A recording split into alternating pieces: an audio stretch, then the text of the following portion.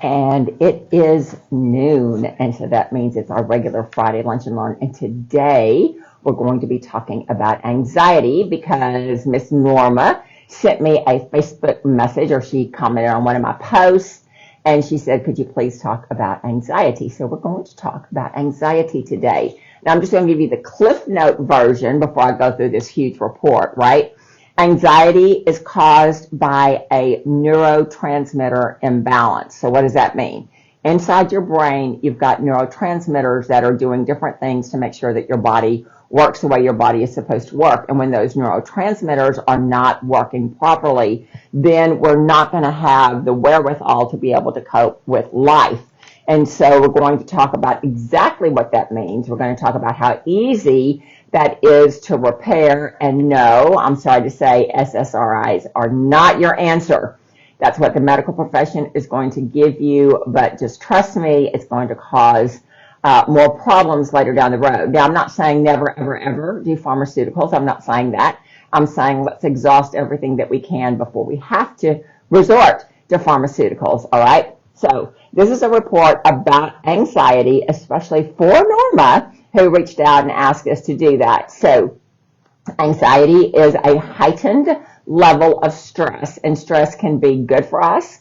I've got to study. I've got to do what I need to do to make the test. Oh my goodness, I need to send off the mortgage payment because otherwise the bank is going to, charge me a late fee, all that kind of stuff. That's good stress. It motivates you to do something.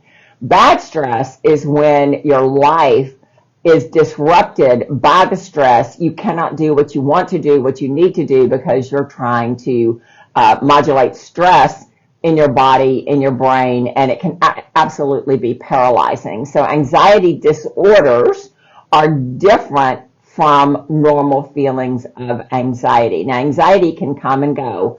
Got a phone call, child's on the side of the road, had a flat tire. Yes, that's going to cause me momentary anxiety, but I'm not going to live in that. That situation's going to resolve. Things are going to go back to normal. That's just a moment in time. When we're talking about anxiety disorders, this is where we are anxious most of the time, and it is intense, and it can be linked to excessive worry or fear. Now, as someone who is an overthinker, that would be me, it's really easy sometimes to get into an anxious situation because you're trying to figure out what comes next, and life doesn't always tell you what comes next. And so when we're dealing with these kind of things, we need to not overthink, and we need to find coping strategies. My coping strategy is that I know Jesus loves me, and I know that everything's going to work out in the end, so I just need to be at peace and move forward. When anxiety gets really, really bad, then you can have panic attacks. And I don't know that I've ever had a panic attack. I think I was on the verge of one right after my husband died, but that may not be true. I don't really, really know. I've never felt so anxious that I had to go to the ER and that kind of thing, which is usually what happens when people have panic attacks, okay? And so we want to make sure that you're not going to get into that state, because that's just not a good state. Now, according to an article in The Lancet, anxiety disorders comprise the most common group of mental disorders in the world. One study, researchers affirmed that anxiety disorders occur worldwide, finding evidence that 1 in every 14 people is dealing with an anxiety disorder. Now that, when you think about it, that's a lot of people. You're at a restaurant, how many people are in the restaurant? Well, depending on where you go and what time you go, it could be a whole lot. So there are a lot of people in that space with you that are dealing with anxiety disorder. So this is not something that is rare. It's actually very, very common. And in a survey done,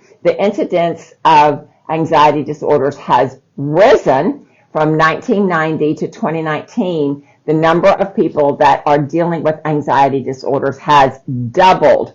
Oh my gosh. Why? Well, I guess if you just look around and you remember what was going on in 1990 to 2019, it's not hard to realize what was going on with that. So some of the more popular or more common anxiety disorders are agoraphobia. Now, this is where you don't want to leave your house, you don't want to be in a group of people, you don't want to do anything new, okay? People can be very embarrassed if this is them.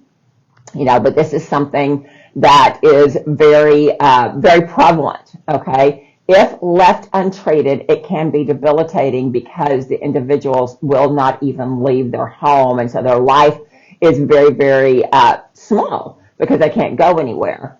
The most common disorder is just called general anxiety disorder.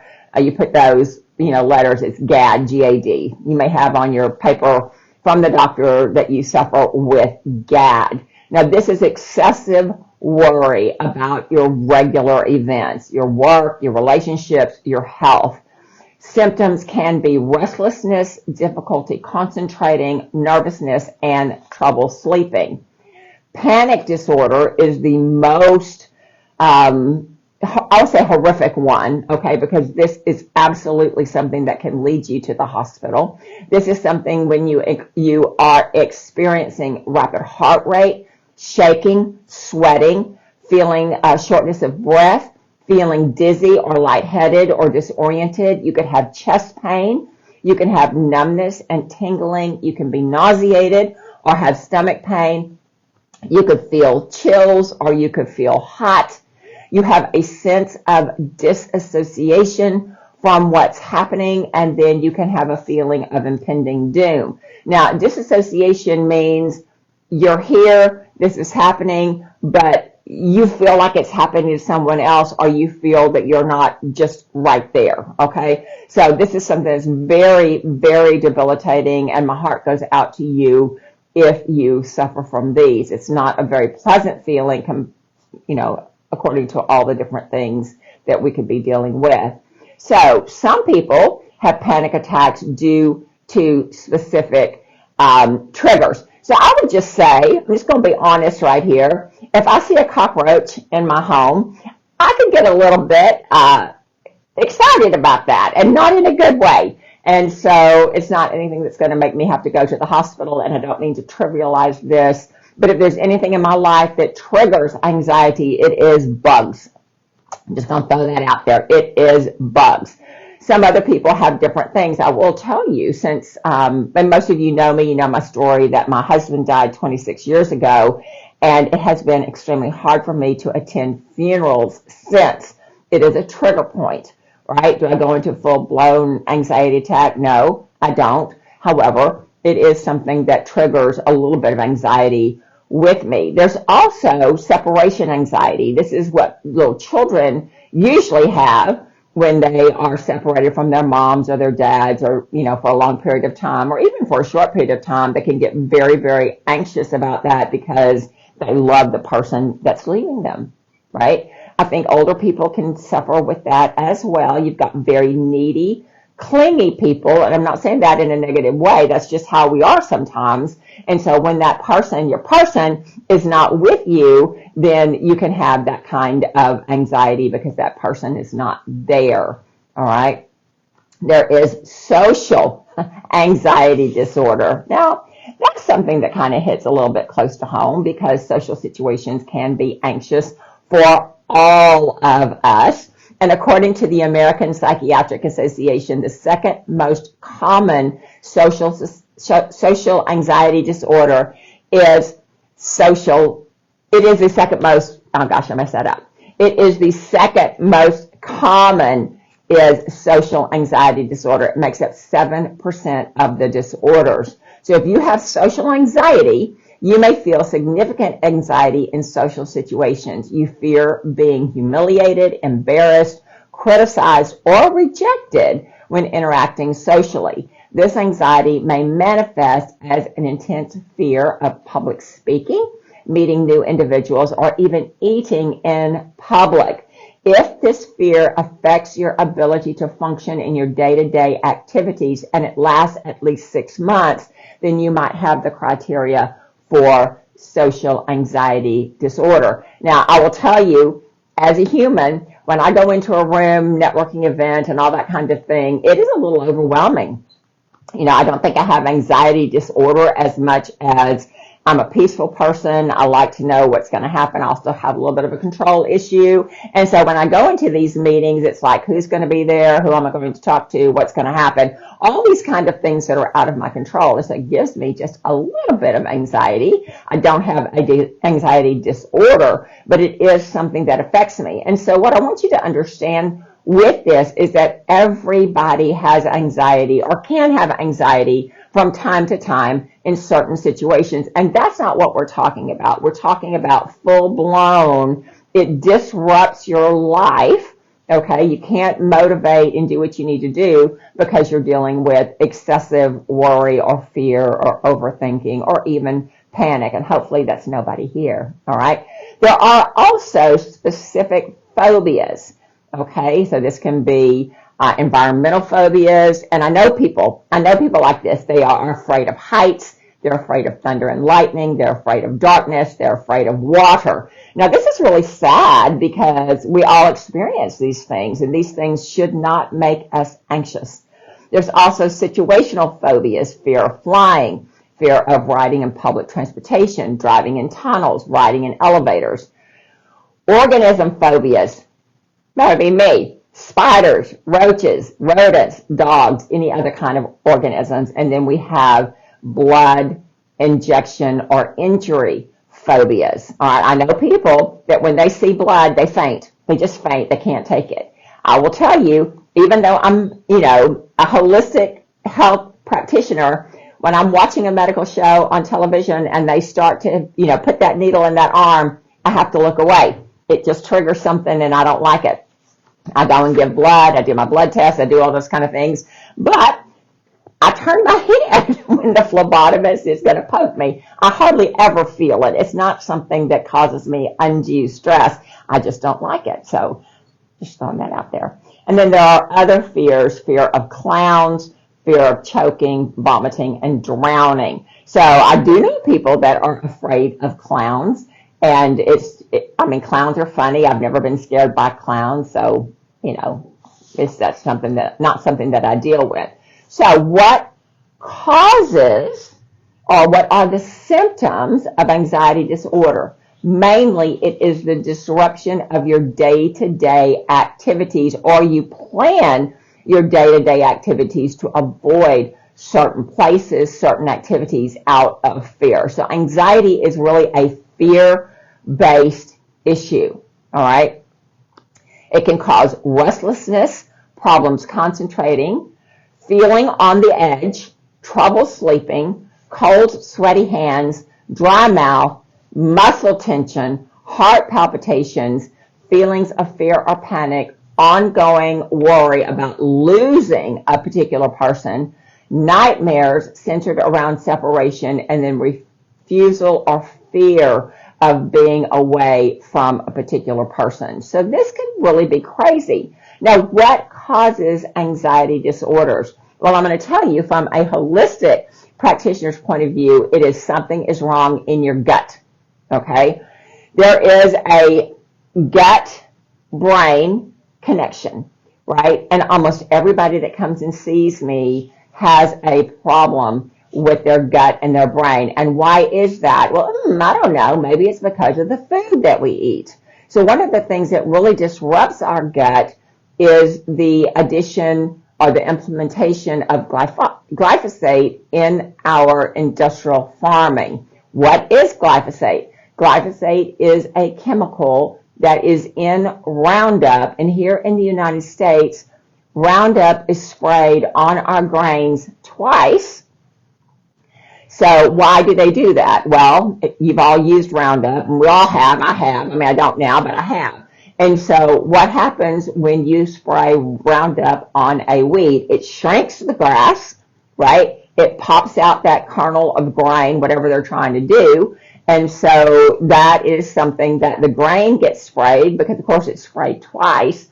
The reason they do that is because it is a greater yield for the farmer, but the grain that we get is covered in that pesticide, and we ingest it, and it goes into our gut, and it disrupts the gut. So why do they put that in the pesticide? Well, they do that because when the insects are eating the grain or the plant, whatever it is, that goes into the little insect. And of course, the insect is minuscule, right? We're big people, but the insect is really small. Well, that much of the insecticide goes into the insect, blows up the insect's stomach, and so the insect dies, so the farmer protects his crops. I get the logic of that.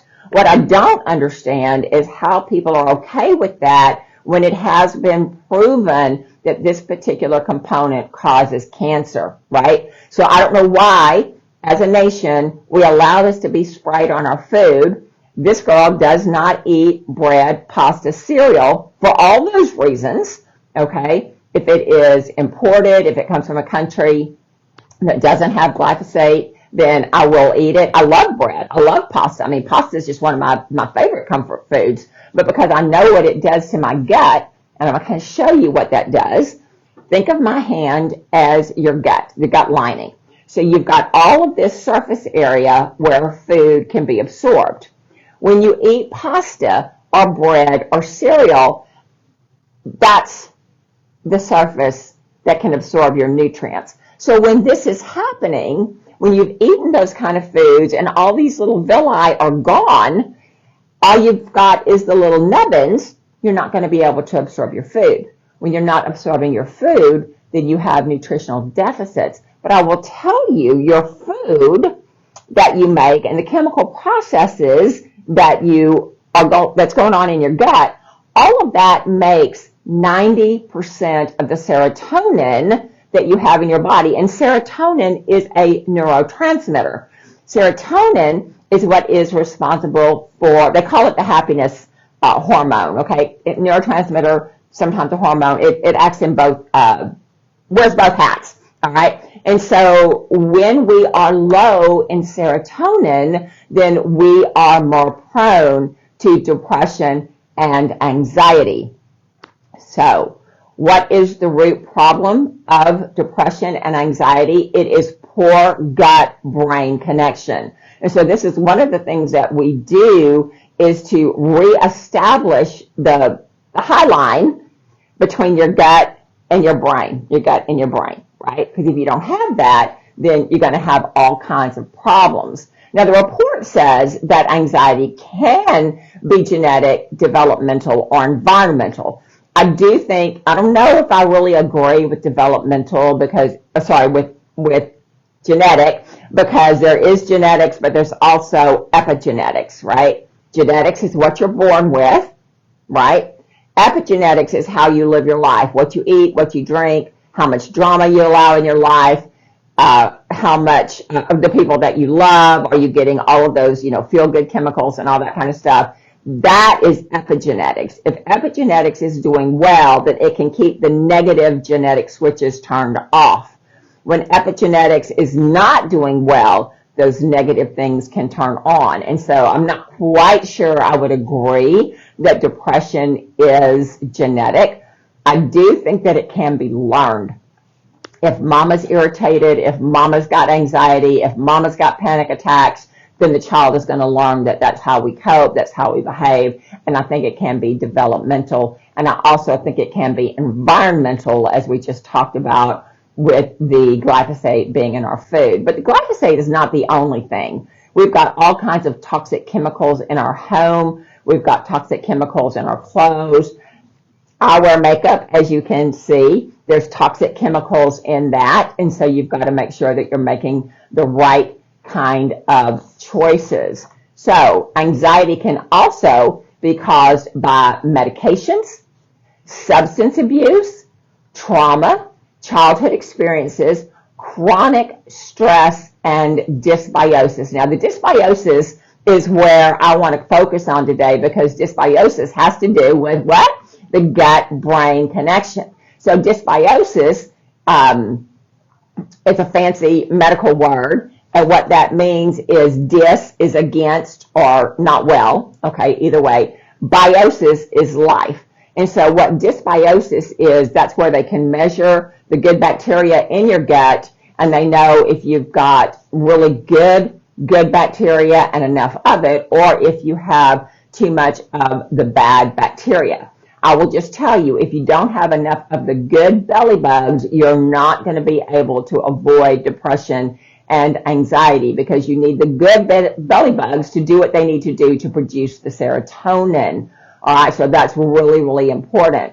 You also have a brain configuration, the amygdala. The amygdala is an almond-shaped structure deep in the brain, and it plays a critical role in processing your emotions, especially anxiety and fear. Overactivation of the amygdala is known to cause anxiety. Chronic stress causes amygdala inflammation, and evidence suggests that neuroinflammation and stress-mediated immune responses play a role in general anxiety disorders based on stress. So that's true. That's what the research is showing you. But if you go deep into that research, it's always about the belly bugs, right? And so if we don't have the right components in our gut, then we're going to have problems. Some people call this the microbiome. It's a disruption in the microbiome, and it is very, very easy to resolve. So your amygdala sends out stress signals, which prompts the hypothalamus to activate the body's stress responses. This releases cytokines and creates inflammation in the brain. So what is inflammation? Inflammation looks like hot.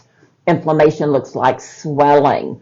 All right. And so anytime you scratch yourself, right? You cut yourself on a nail or whatever, it's going to get red, it's going to get hot, it's going to swell, and it's going to get pussy. That's the immune system doing what it needs to do. Well, all of that happens in your brain when you get overly stimulated by stress. So we don't want to do that.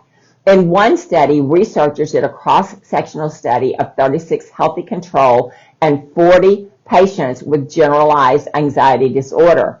They discovered that the patients with generalized anxiety disorder exhibited lower microbial richness and diversity in their intestinal microbiomes. So what does that mean? That means when they tested their belly bugs, they did not have a variety. You need a variety. So you don't want to just supplement with one thing. You want to have a variety. And this is why we eat the different foods that we eat. We eat fermented foods. So sauerkraut and fermented soy is okay. Not fermented, I'm not really a fan of. So just going to throw that out there. Why is that? Because soy is a xenoestrogen, and it affects your thyroid gland, male and female. It also affects your estrogen production, female, and men too as well. And so also soy in this country is genetically modified. 95% of it is genetically modified. So this is something that we need to make sure that we're dealing with or we're aware of, so we're not ingesting this, because that is going to mess up our microbiome. What did the research say? It said that the people that had the least diverse microbiome had the heightened experience of general anxiety disorder. Now, what else causes your microbiome to be diminished, for lack of a better word? Stress, chronic stress, chlorine in your water. Well, I don't drink I don't drink tap water. Yay, you. But you swim in it and you bathe in it and all those kind of things. So you're getting that chlorine and the fluoride in your water, because here in this great state of Texas, we have that in our water. And so you can modify for a lot of things, but you're getting that stress that kills those belly bugs through the chlorine, the fluoride, the stress, the things that we eat, and all that kind of thing. And so those kind of things that we have in our life disrupt the microbiome. When we take antibiotics, and I'm not saying don't ever take antibiotics, but let's try to make that our last resort rather than our first resort, because when you take antibiotics, you kill all of the belly bugs, the bad ones and the good ones. And when you're trying to recover, what's going to grow first? The bad ones, because that's just how it works. You clean out your garden, you plant your pretty flowers, you're all good with that. You go away for 2 or 3 weeks, you don't look at it when you come back. It's, ridden with weeds. Same thing with your gut. If you take your antibiotics and you don't do anything about it, you're going to just have all the bad bacteria, and then you're going to have to reseed the good stuff and a lot of it in order to get things back in check. So I don't want to go into all of the scientific names of all these belly bugs because, number one, I don't really know how to pronounce all of them, and number two, you don't really care. What you need to know is you need to have a good spore form probiotic so that you're able to keep the good belly bugs, and you need to keep them stronger and more prolific than the bad ones, right? So the study that we just talked about is not the only study that says anxiety is caused from bad belly bugs. There's other research in the Journal of Molecular Scientists that found this to be true as well. This journal says that anxiety disorders affects almost 30% of all adults at some point. It further points out that women are more than double, all right, inclined to suffer from anxiety disorders than men. I don't know if this is an estrogen dominance kind of thing, but it is more common in females than in males. So we don't want to have the panic attacks. We don't want to have the social isolation. We don't want to have a compromised immune system. And we don't want to have a risk of drinking too much alcohol or substance abuse because we've got all of this anxiety. Your gastrointestinal and your digestive issues is the easiest thing to resolve, all right? So one of the things that we deal with here in the clinic, right, is gut issues.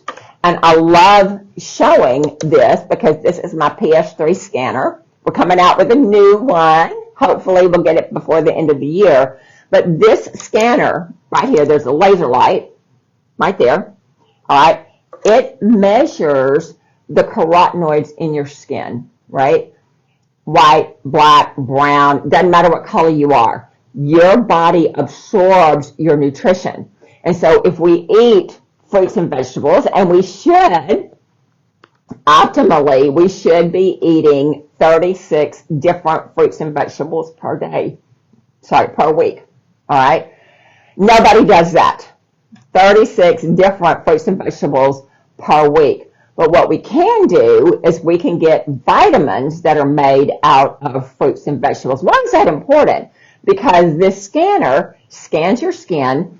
You're ingesting your fruits and vegetables. Your body is absorbing those bioflavonoids, turning them into carotenoids. Your body then takes those carotenoids, turns them into antioxidants. All right? The antioxidants goes after your oxidative stress. It goes after the free radicals. And it also stops the aging process and helps your immune system function the way it needs to. Now, nobody does 36 different fruits and vegetables per week. I'm just telling you, I don't know one person that does. If you're that person, I want to talk to you.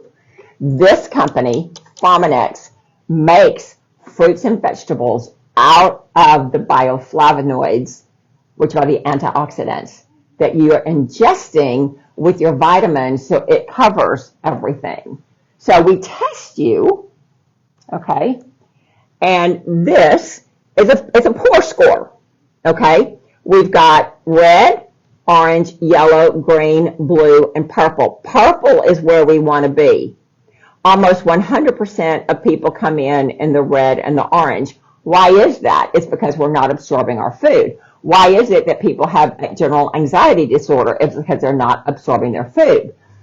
They're not making the serotonin in their gut because they don't have the raw materials to make that because they're eating food that's not food, right? So when you take these vitamins, or you make sure you get 36 different fruits and vegetables in your diet, then you're going to be able to make the things that you need to make the serotonin that you need to make, to have the diversity of belly bugs that you need so that you're not dealing with anxiety, right? That's a lot. That's a lot. The takeaway I want you to understand is come and get measured, right? By the way, tomorrow, which is July the 19th, we are doing a free event in downtown Humble, right? The clinic is going to be open for a short amount of time. We're doing a back to school special. So if you or your children, you're out and about, there's a day at the park. I can't remember exactly what it's called, but it's a celebration day in the park. So if you're going to be out there with your little ones, come by the clinic. Let's get scanned. Let's see where you are and what we can do to help you get where you need to be so that you are having that good gut-brain connection so that we can make sure that you're not suffering with anxiety. So that's a lot to take away. Eat your fruits and vegetables. Make sure you have good probiotics. Come and get scanned, and then you'll know for sure what's going on. It's the weekend. Have a great weekend. Relax, recover, replenish, refresh, all of the R's in the weekend. I'll talk to you soon. Take care.